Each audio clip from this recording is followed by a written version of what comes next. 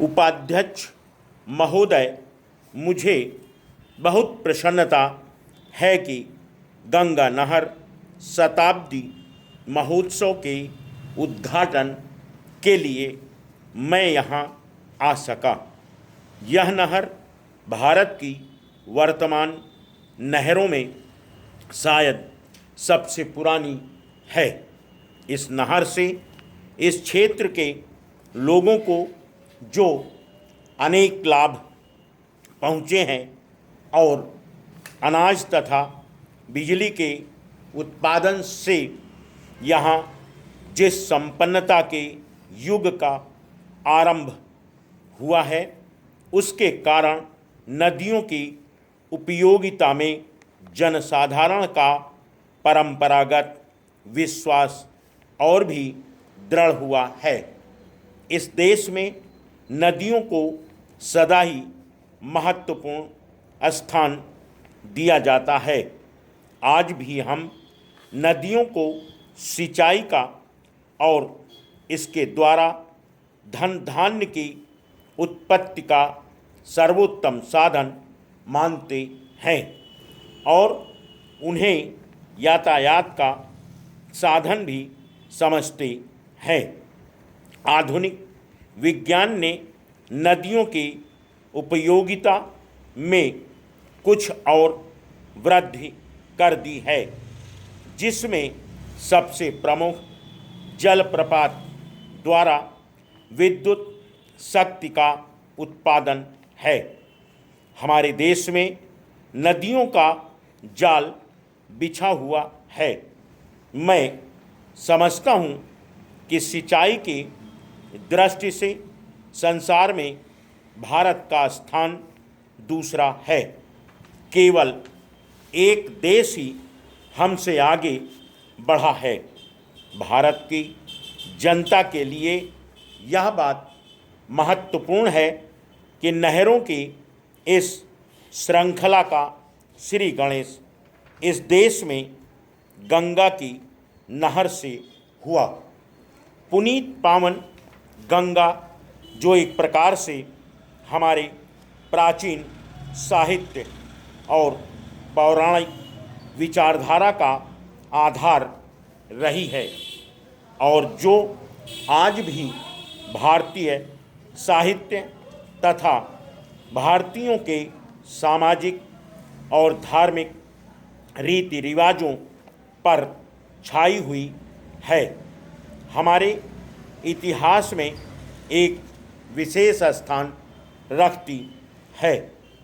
अब से हजारों वर्ष पूर्व भी यहाँ के लोग गंगा को की पावनता का स्रोत और वरदानदात्री मानते थे।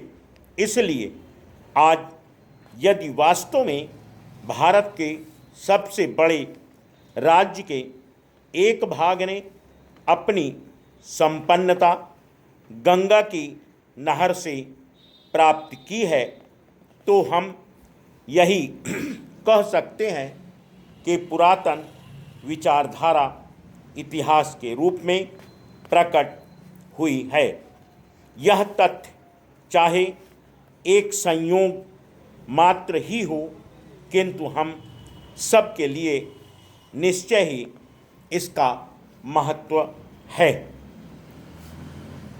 संभव है कुछ लोग सोचें कि 100 वर्ष पुरानी किसी घटना को इस प्रकार सामने लाकर उत्सव के रूप में मनाने का क्या अभिप्राय है।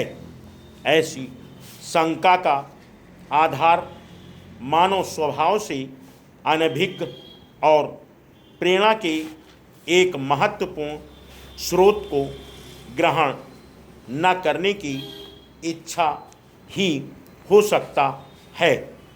बीती बातों पर विवेकपूर्ण विचार का अपना ही महत्व है। इसके द्वारा ही क्रमागत उन्नत संभव है। इसलिए अतीत की सफलताओं को भावी प्रगति की नींव माना जाता है।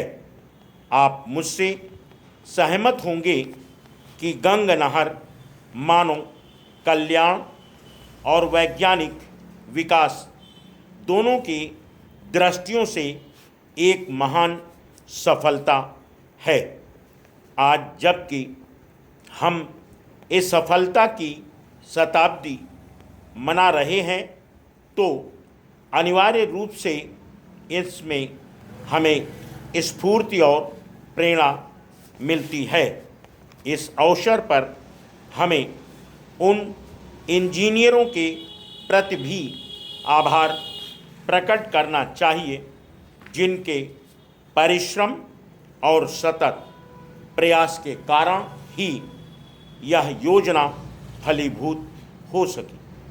आज हमें कर्नल कोटले और उनके साथी विदेशी महानुभावों का स्मरण होता है, जिन्होंने निजी प्रयत्नों से इस कठिन कार्य को संपन्न किया है।